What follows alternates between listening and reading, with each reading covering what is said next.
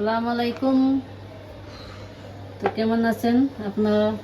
আশা করি ভালোই আছেন। তো আজকে কিন্তু এই যে সাজনা নিয়ে আসছে, সজনা এর আগেও কিন্তু নিয়ে আসছিল, আজকেও নিয়ে আসছে সাজনা। এই যে সাজনা কাটে নিচ্ছি, সজনাগুলো কাটবো। এখন তো দিন কাটা কাটছে আগে, আর এখন এই যে আলু কেটে নেব।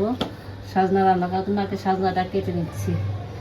তো সজনা কিন্তু এখন কিন্তু নতুন নামছে, তারপরেও কিন্তু এখন দামটা বেশি, তারপরে সজনা খাওয়া শুরু হয়ে গেছে। আর এই সজনা দিনে কিন্তু আমাদের ঘরে বেশিরভাগ প্রতিদিন তার সজনা থাকে।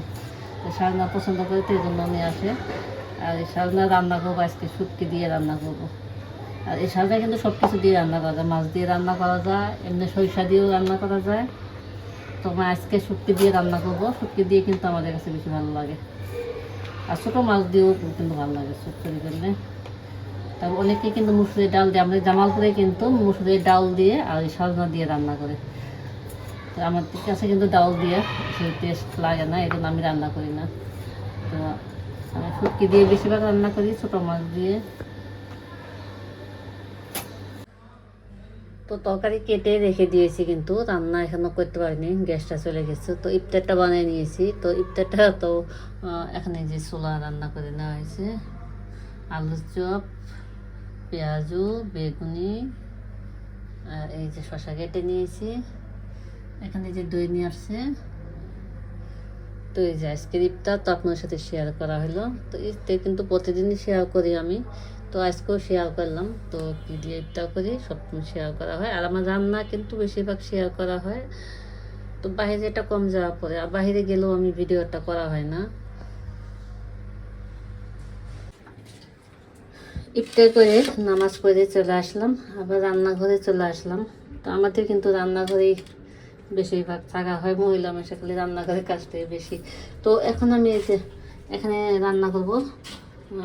সাজনা কেটে নিয়েছিলাম, যে কাটার সময় শেয়ার করেছিলাম, আর আলু কুচি করে দিয়ে দিয়েছি, সাথে যে ছুটকি দিয়ে, ছুটকিটা আমি হালকা টেনে ভালোভাবে ধুয়ে নিয়েছি। আর এখানে যে মশলা দিয়ে দিয়েছি, কাঁচামরিচ কুচি, পেঁয়াজ কুচি, আদা রসুন বাটা দিয়ে দিয়েছি, জিরা বাটা, হলুদের গুঁড়া, মরিচের গুঁড়া, ধনিয়া গুঁড়া, স্বাদ মতো লবণ, আর পরিমাণ মতো তেলটা দিয়ে দিয়েছি। তো এটা আমি মাখায় রান্না করবো। তো এটা মাখায় বসায় দিচ্ছি, বসায় দিয়ে আবার এদিকে যে মাংস বের করেছি, একটু মাংস রান্না করব। আর এইদিকে তো এই যে হাঁড়ি পাতিল ইফতার করা হয়েছে, এগুলা কিন্তু রান্নাও হবে, আর হাঁড়ি পাতিলও ধুয়ে নেব, প্লেট পাতিল ধুয়ে নেব, আর এদিকে রান্না হবে। তো এখন আমি তরকারিটা মাখায় বসায় দেবো। তো মাখায় নিচ্ছি, আর এক একটা ভিডিও তো এই জন্য মাখায় শেয়ার করে নিচ্ছি। তো মাখায় বসায় দিচ্ছি। শুটকি তরকারিটা হয়ে গেছে, এখানে যে কচকচি করে নিয়েছি, কচকচি করে নামাই নিয়ে নিয়েছি।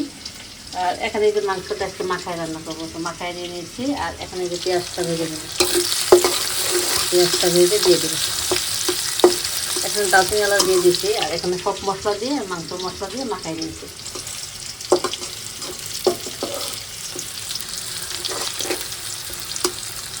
পেঁয়াজটা বেদানা কালো করে ভেজে নেব, আর সাথে কিন্তু একটা আলু দিয়ে দেবো, দুটো আলু দিয়ে দেবো।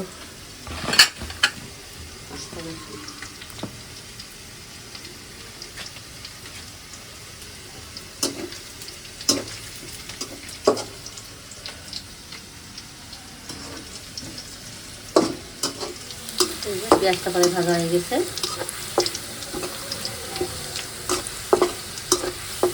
আর একটু ভাজা নেবো, মানে একটু বাদামি কালো করে দিলে পেঁয়াজটা গ্রান হয়ে যায়।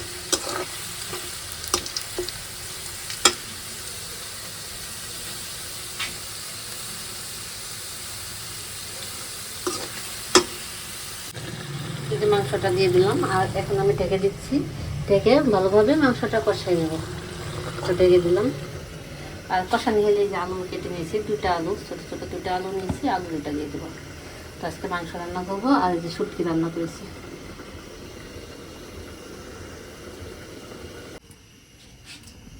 তো এটা আমার তরকারি রান্নাটা কিন্তু শেষ।